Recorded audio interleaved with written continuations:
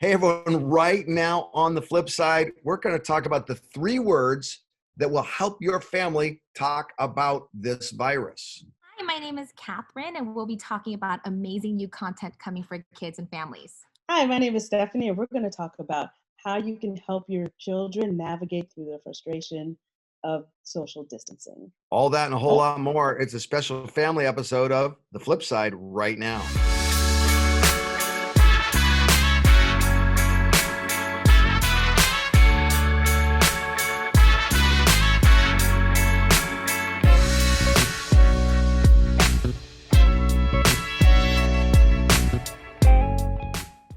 Hello, everyone, and welcome to the most special episode of The Flip Side we've ever had. It's our flip side that's online side. Okay, I tried to make that work, but I didn't. But we've got 2 incredible guests. We got Stephanie Caine from our Blue Oaks campus, William Jessup, expert doctor. And then one of my favorite people at Bayside, I think this is your first time on the flip side, we got Catherine from Adventure Church in our children's department over there. Behind everyone, Catherine. Hi, how are you? I brought my own coffee because I was so honored to come to the Guess what? I also brought my own coffee to the flip side. So, Yay, cheers. yay and cheers. Stephanie Caine, no coffee for you. So I'm just being authentic. No coffee over here, but I love your Disneyland mug. That's super fun. Yeah, it's a small world after all. See, it's kind of like a message within a message on the flip side. Stephanie, as our regular viewers know, is allergic to caffeine, and it makes her go to sleep. And we need you awake. Yeah. Because here is our topic. Our topic is, how do you talk about coronavirus and the closing of schools and the staying of home? How do you talk about that with families and especially kids and students? So we're going to have a parent sort of talk here. If you're not a parent yet, this is great advice for you in terms of supporting families, because we all need to do our part in this season. But there's a lot of kids, you're home now, and they're asking a lot of questions. You guys, what should that first family conversation about all of this look like? Yeah, I mean, I don't know. I have 3 kids. Stephanie, you know my children. Like right now, they're having a party because it hasn't really hit them of what's happening. They haven't started their schoolwork. So we still, preparing. We have time to kind of prepare what we're going to say to our kids. But the moment that it does, I know first things we want to say is, hey, we understand if there's any emotions that you're having, we want to make sure that we talk about those things. And then guided towards hope. That was one thing that my husband and I were saying, look, we get to be the guides of our kids and showing them, look, there's going to be hope. Other countries have gone before us. This is going to be okay. And above all things, like God is in control. So what an amazing moment for us to actually guide our kids spiritually and emotionally too. That's it. Yeah. And this is me. I'm speaking here from experience and what we're dealing with right now. I think before, and I agree with Catherine entirely with everything that she said, and also just about it hitting them, and that we have a little bit of time right now. This is a small window where we can prepare for what we tell them. And the first thing we need to recognize is, what is our stress level? How are we embracing it? It's kind of like when you're airplane, when we go through that airplane training where they tell us to put the gas mask over ourselves before we put it over the kids. And what we take for granted is that kids and the people who know us best are actually very attuned to our expressions and our tones. And they know when we don't believe what we're saying.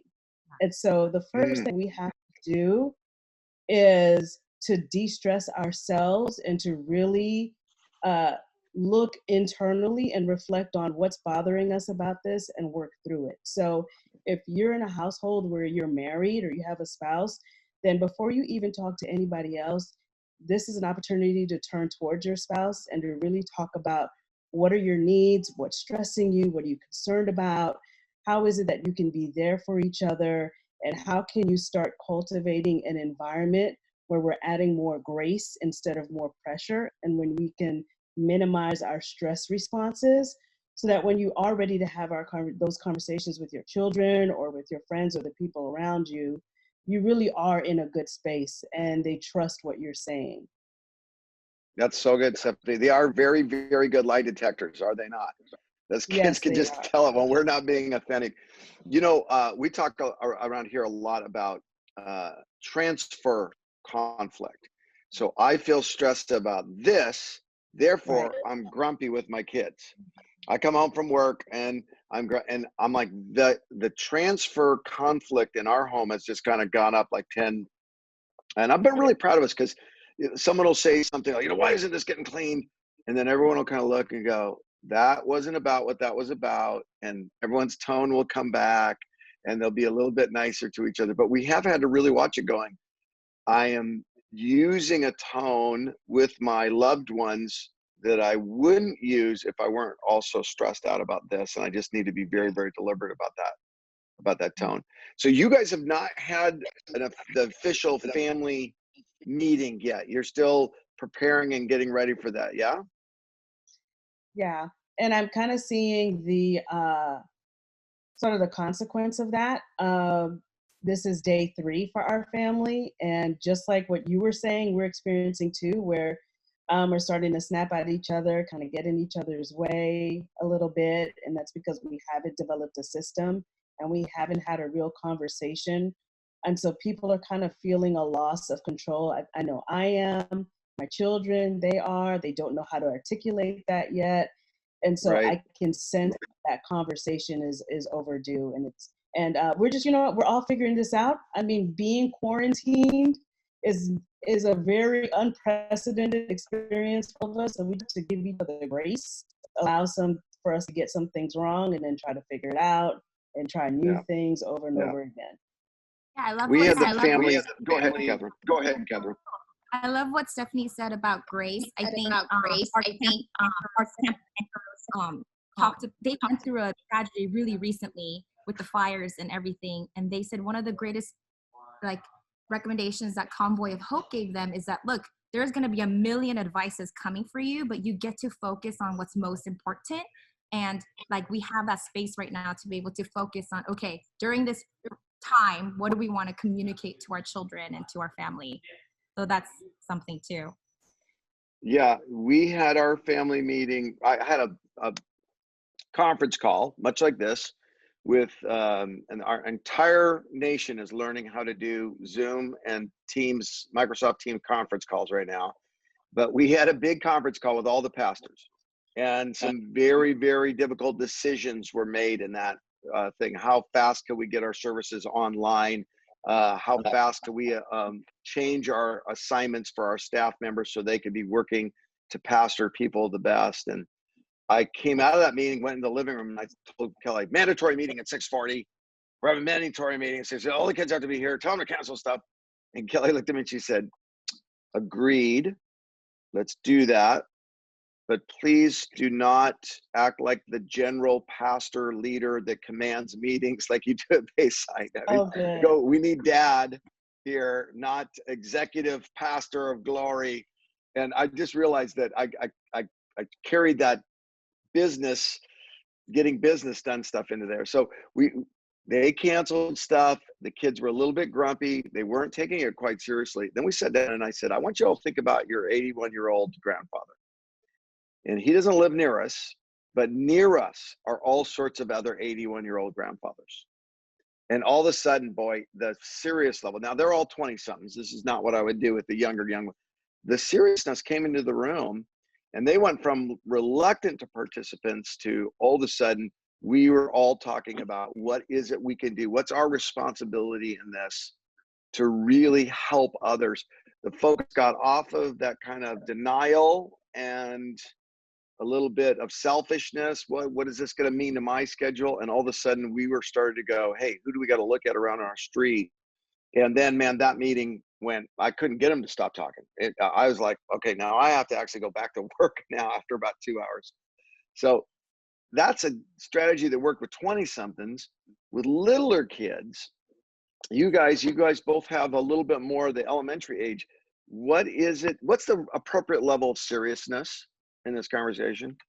I think the number one thing we have to do is be honest with our children, age appropriately honest, that yes, we all have to Yes. be at home and using language that they can understand. Yes, everyone has to stay home because there's a virus that makes people really, really sick, and it makes really elderly people really, really sick. We want to do our part and not spread it by staying at home. But guess what, guys? And this is what I told my kids about it: is it actually doesn't affect little kids as bad. What we're seeing now Right. is that little kids, you can get, some sniffles and stuff like that, but you are not going to die from this. You're not going to, be so sick. We're doing our part to try to make sure that our grandmas and our grandpas, that they don't get sick. So that's what this is about. Yes. And the cool thing is you actually get to play a part in that. All of us are being good citizens and helping Yes. each other in that way. And that way they feel a little sense of empowerment. So we've eased their anxiety about what's going to happen to me, because that's what little kids think first. And I think adults too, what's going to Yes. happen to me. And then here's a part that you I Right. think that that's Right. important. Also, what kind of environment? You brought up a really good point when you were talking about when Kelly kind of checked your tone and helped you reflect on what were you bringing into the conversation with your family meeting. And that was coming out of a stress response. When we are feeling stressed, whether we're aware that we're feeling stressed or not, we can either respond by ruling with a heavy hand, trying to control the environment, and that can turn your home into a prison system, or you can avoid and try to run from it, which could turn your Yes. home into an amusement park free for all. Right. Or Yes. you can choose to balance it out by creating an environment that feels more like a sanctuary where everybody has a space. There's a time when they can be themselves. There's a time when they can relax, and there's a time when they can work. There's a time for fun. And Yeah. we have to make sure we check our own stress responses so that we're not ruling with the extreme sides, that we find a balanced environment, because that's going to soften the blow of social distancing when home can be a comfortable place. And I know We're trying to do that the same thing. Go ahead, Catherine. I know our Bayside Kids social pages and all of our things that we're doing, we're trying to really help kids focus on exactly what you said, Pastor Curt, about, look, there's a part where we can actually join and help during this part, even if we're at home. So like today for St. Patrick's Day, we joined all the neighborhoods and we encouraged all our kids to put green shamrocks outside their homes so that kids who are walking around our own neighborhoods can look at it and just feel like, okay, someone cares about us. So I really believe kids can unleash compassion too. So it's so cool that we can take this opportunity. Yeah. We've been talking in our home about the difference between denial and destruction. So denial is I'm not going to face the hard part. Destruction is I'm going to imagine the worst case scenario. And so just being that sort of person that says, I'm sorry, I'm getting a lot of feedback. Let me take those out. Just being that sort of person that says, I'm going to be honest about the stuff. I think you're right. Kids need to, we got all sorts of audio problems here. Kids need to really absolutely have the truth. They need to be empowered with the truth. And especially, I think right around Stephanie, Catherine, 4th and 5th graders, right in there, they're getting into their critical thinking mode and they're asking the question why. And so people say, should I have a family talk? Yes, you should. But really, you should have family talks and create dialogue. It's not, parents go, I did it once. I told them everything they need to know. Create a dialogue and let them ask questions and let them express their fears and let them kind of like, don't be in denial, but then don't let it go to that super scary place of we're imagining the worst case scenario. And then the other thing I'm really trying to tell parents a lot, this has come up in like 10 phone conversations. Help your kids understand their positive role, just like you said, and make sure they understand that they're not causing this. Especially the littler kids. I think, you see this a lot in broken homes. The kids go, we must have been the ones that caused this. Did I get grandpa sick? Did I get grandma sick? Did I get Uncle John? No, that's not what you did. Matter of fact, you helped. You did this and this and this. And that really, really helped. And I think being careful that we don't talk about this in a way that kids end up taking on the emotional responsibility for it is very, very important. That's a good point. We really have to control the messaging. For us as adults, we're getting messages from everywhere, aren't we? And we kind of get sucked into this. I myself, I'm reading articles from all kinds of sources. I'm watching things on TV. And we have to be the primary and sole source of communication about this information to our children. And so as we're talking to people around us, we have to be aware, is this a good time? Is it a good space? Who's in the room with you? What little ears could be around it? It's not a good time when your children are walking around for you to be talking about what the latest thing in the news is happening right now, or to be watching news in front of your children, because you want to provide context to what's happening. And the news is kind of giving you in real time what's happening in the moment, but is not necessarily giving you context. So I know that it's not easy in every home to kind of have those private spaces, but really pay attention to the timing. It's worth it to just hold off on what's your children are being exposed to, and do that at a later time, maybe after bedtime, when you can watch everything and pay attention to all that stuff, so that they're not making meaning themselves out of something and it's turning into a story in their heads, like you said, Curt, about blaming themselves for things that are happening around them. Yeah, we did. Yeah, We literally had to talk had a about volume levels. And I said, Dad's going to be on a lot of calls. I looked at my two daughters and I said, your laughter is the best thing in this house, but it is at 10 decibels whenever you two start laughing at each other. And then I looked at my son. He runs an online business. I'm like, you're talking to customers and clients, and I can hear you from upstairs to downstairs. So you and I are going to have some clear communication. And then I looked at Dijon and Kelly, and I said, you two are not a problem at all. They always got the appropriate volume level. So I said, and the rest of us loud ones, we will follow the example of these two.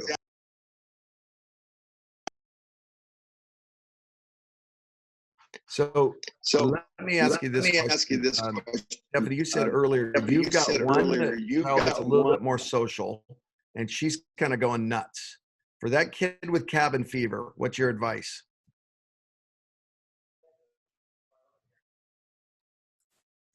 Extrovert who gets cabin fever, to really express their frustration and don't minimize it. I think Catherine talked about that in the beginning, that it's important to affirm and show empathy that, this is hard. It is rough not being able to see your friends the way that you want to and have the activities that you have.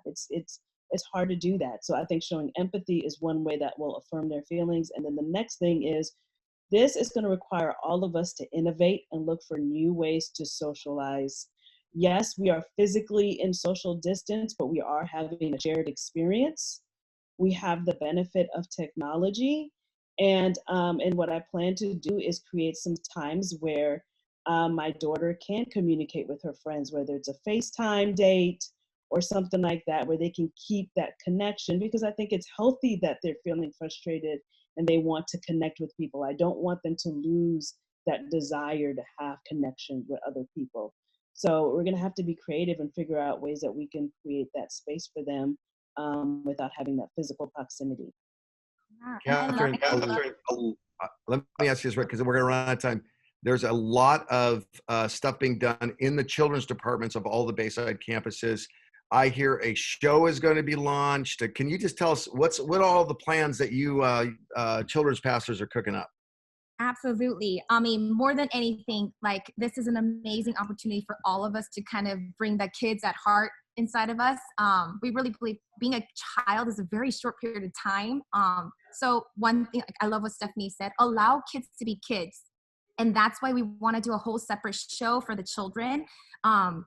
It's called The Side Show, and we're doing one for elementary as well as the preschoolers. We're going to be uploading content every day about how to do family devotionals, resources for parents, fun story times, lots of music, breakaway things coming too. So please keep a lookout. You can download our Bayside app and look on our social channels. We're really, really excited about it. What's the name of that again, one more time? sideshow because it's Bayside show. So it's the sideshow. If you've got kids that are running off the walls, you definitely want to get them sat down and looking at the sideshow. Great spiritual content. And the rumor on the street, I've heard this on So It Calls, it's going to be wacky, crazy fun. Bayside, Yes. in your TV. So, hey, so I wanted to say 3 words I want to give parents. If I could just talk to you past you right now. I've been surveying all of our children's staff. If you want to know whether it's young kids or whether you've got 20-somethings like me, here's the 3 words I want you to think about. The first one is togetherness. So what we sat them down, we said, listen, I don't know what's going to happen. If you're hearing anyone who's telling you that they know exactly what's going to happen, that's probably not a good source. It's changing daily. Here's the one thing I know. We're going to do this together. I think whenever our security is attacked, our significance is attacked. And whenever our significance is attacked, our security is attacked. And we just got to reaffirm each one of you is important and each one of you is not alone. Even to the point of now saying, my kids said, what can we do today? And I said, call your grandfather. Every one of you needs to give him a different call sometime throughout the day and just talk to him. So togetherness, togetherness, togetherness. The other thing I'm really trying to emphasize is kindness. So we're not sequestering in our house because we're in a total fear response, because we are trying to hoard everything we have and make sure we're fine. We're coming together in our house and we're social distancing because we want to be kind to the vulnerable. And I think if you give kids and families that motivation, that it's not us panicking, it's us expressing kindness. Then they go, oh, no wonder my school closed. It's the kind thing to do. No wonder we're not going to that event. It's the kind thing to do. And then the last one, and this seems so obvious, but forgive me for being a pastor here, it's about faithfulness. We believe that prayer works. It's funny because family, sometimes when you pray together, it's the most awkward thing. First of all, I'm a pastor, so they all like, you should pray. You get paid to pray. And then my extrovert, Stephanie, she will pray so long. My son said, tell her it's a meal prayer, not her devotion time. And then my quiet ones won't pray. We said, listen, the one thing we know we can do to help this situation right now is pray. And we had a little prayer meeting in our family, and man, it was probably the best family time of prayer I can remember us having. This is a moment to use the pattern of prayer and establish it in your family, because usually we won't change the pattern of our family unless it really is more at the urgency level. And this is a perfect time to bring prayer into it. So togetherness, kindness, and faithfulness. Let me do a couple commercials, then I'll let you two say anything you want to say for the last word. We're on Wednesday night meeting globally as a church at 7 p.m. Tune into Facebook. I'm sure it's going to be on all of the different platforms. You can find it on Facebook for sure. Wednesday night. We're not going to go long. If you're part of the Granite Bay campus, on Thursday, we're going to do a 7 p.m. small group host meeting. We're going to bring you up to date. Andrew and I urgently need you to know some information because we've connected with literally thousands of people and we want to take great care of them. So Thursday at 7 p.m., please get on that host of small group leader host for 7 p.m. on that. And as Catherine said earlier, check in on the platforms and on the app constantly, because we're releasing for students, for adults, and for kids. We're releasing new content that will make this a time of development and growth and fun, not just sitting at home and eating too much potato chips. Stephanie and Catherine, what would you like to say about anything? You guys are so wonderful. You're awesome. You got any final thoughts for us? Thank you for allowing us to just be here and serve you guys. We miss our kids terribly, our Bayside kids, but we're really excited to see you guys on online content. So know that we are praying for you. And I would say lean into this amazing community that we have in the Bayside community. We need it. We need it. Our kids need it. And we have to model it for our kids. So if we're not using the Bayside app, we're not using the Bayside community to help instill hope in us and re-energize us and encourage us, then our kids are not going to buy into it either. So we have to be great models for that. And we all know that if we get together and we can get through this successfully. We just include God in it all the time and create a space where God can move, and we can embrace that and be grateful for the fact that we actually have space and resources and people available to us who love and serve us. Amen. We love you. We're praying for you. Keep tuning into the flip side.